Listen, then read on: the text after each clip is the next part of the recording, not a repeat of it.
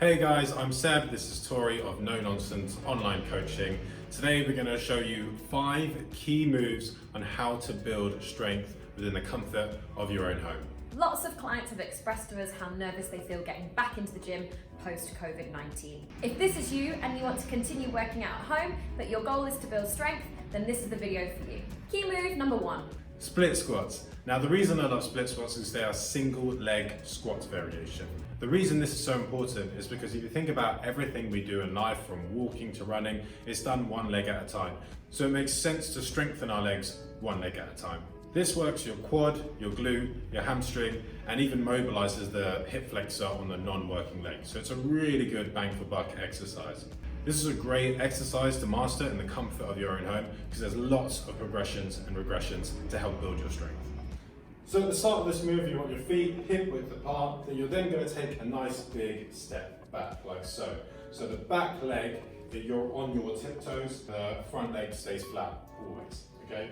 Now from here, you want to bend the back knee, slowly lower it down until it kisses the ground. At the bottom of the movement, we're looking for 2 right angles. For this knee, it's tracking a little bit over the toe, shin staying relatively perpendicular to the ground, driving back up and not locking out that front leg. So if we look at this front leg now, it's not completely locked out. If this is a real struggle for you and you find that you're losing control at the bottom, so if you find that you're dropping past this point here and really struggling to get back up, then what you can do is grab a pillow, grab anything that you have in the house and place it near the back knee. So this is just a really nice way to regress the movement so you're not going as low. So the key here is that we want to control the movement all the way down and back up. A progression of the body weight split squat, if you find that too easy, is of course to add weight. So holding a kettlebell, a dumbbell, whatever you have in your house, close to the chest, and repeating the exact same move as we did before.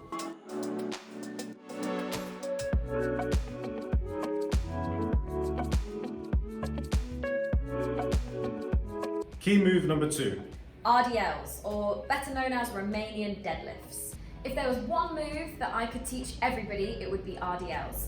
RDLs work all the muscles in your posterior chain. These are the muscles that run all the way down your back, through your upper back, lower back, into your glutes and your hamstrings. The reason that we're such a big fan of RDLs is think about everything that you do in life, whether that's hunched over the desk or driving in the car. All these muscles in your posterior chain tend to switch off. And this is where we get that real poor posture. So the RDL is the perfect antidote for this as it strengthens up all those muscles. This is an exercise that ideally you will have some weight for. However, as a good place to start, grab yourself a broomstick to drill in the technique. Starting with your feet hip distance apart, hold on to your broomstick and draw it into your thighs so that your hands are about a thumb distance away from your legs. From there, you're going to soften the knees, squeeze the belly, send your butt back, and as if you're pushing a button behind your bum, slide the bar along just to past your knees and coming back up again with control, squeezing the bum into that bar at the top. You want to keep your spine as long and straight as possible. So try pinching the shoulder blades together to open up the chest. And if you find that your shoulders are rounding forward, you've gone too far. That's your end range of movement. In order to progress this, we add resistance. Now this can be in the form of dumbbells, kettlebells, or resistance band. Be careful whenever you're picking up weights that you bend the knees, brace the belly, and keep your spine nice and long, like so. So starting at the top, really pull the weight into your thighs, soften your knees, and slide the hips back, finding that crease in the hips.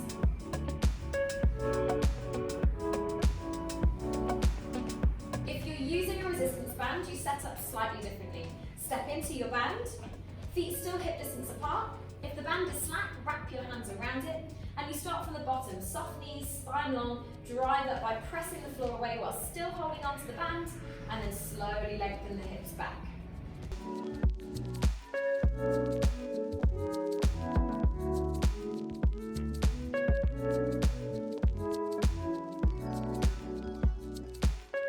Key move number 3. Press ups. This is the absolute king of upper body push-based strength work.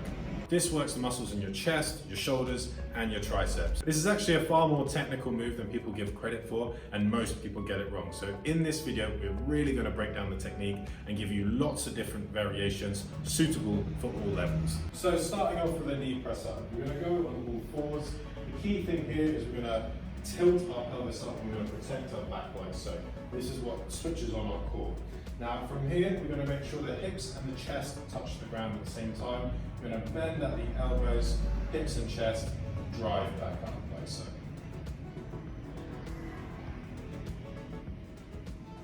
So a couple of key mistakes when performing this. First off is not bracing our core, so we end up sticking our bum out like this. This puts loads of pressure on our lumbar, on our lower back. Second to that is having our hands too far up, and then flaring the elbows out, which puts lots of pressure on the shoulders. So essentially we're nose diving into the ground and not letting our hips and chest touch the ground at the same time. So if the knee press up from the floor is too difficult, then simply by elevating the surface, we make that exercise easier. This is great to do on the edge of your sofa, for example, and can be a really nice way to build to that floor knee press up.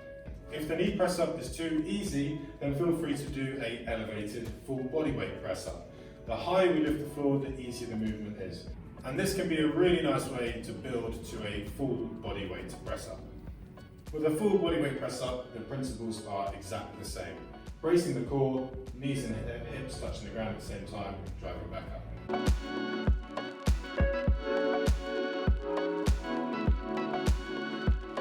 Key move number 4. Bent over row. Just like press-ups are the king of push, bent over row are the king of pull. This move works on the same muscles as what an RDL does, with more of an upper back focus. So it's really great for improving posture. For a bent over row, you want to set up essentially exactly the same way you did for your RDL, your Romanian deadlift. Step into the band and stand all the way up. From there, go to the bottom half of your deadlift. From there, hold. As you can see, Seb's back is super straight, his abs are engaged, and his chest is nice and open. Before you start the movement, set the shoulder blades back by retracting your scapula. From there, you drive the elbows all the way up, hands go towards your back pockets, and slowly lower with control. As you can see, Seb's body doesn't move. It stays perfectly still, and it's only the arms that move. If you want to progress this move, add weight in the form of dumbbells or a barbell. When you're picking them up, make sure you use that same safe lifting technique as you did before.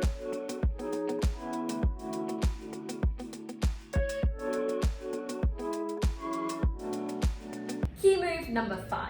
Dead bugs. Forget doing lots of sit-ups to strengthen up your core. For most people, this probably does more damage than it does good. Dead bugs are kind of your bread and butter of core strengthening exercises. It's the absolute starting point when it comes to core stability.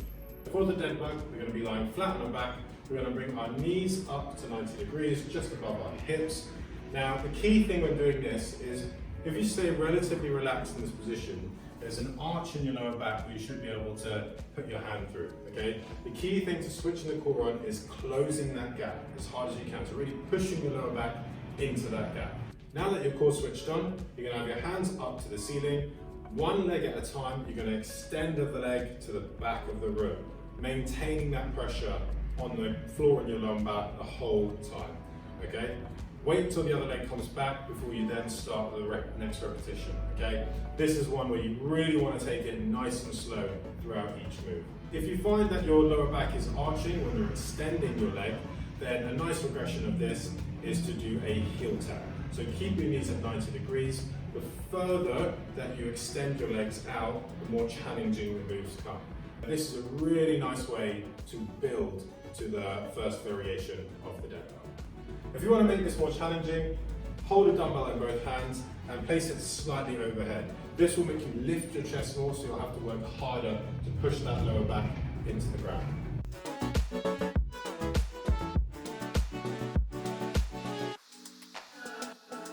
If you want to learn more about building strength and confidence, whether that be in the comfort of your own home or in a gym environment, then feel free to apply for a free transformation session by clicking the link below. As always guys, if you found the video helpful, make sure you hit that like and subscribe button. And if you have any questions about what we've covered today, then comment below and we'll get straight back to you.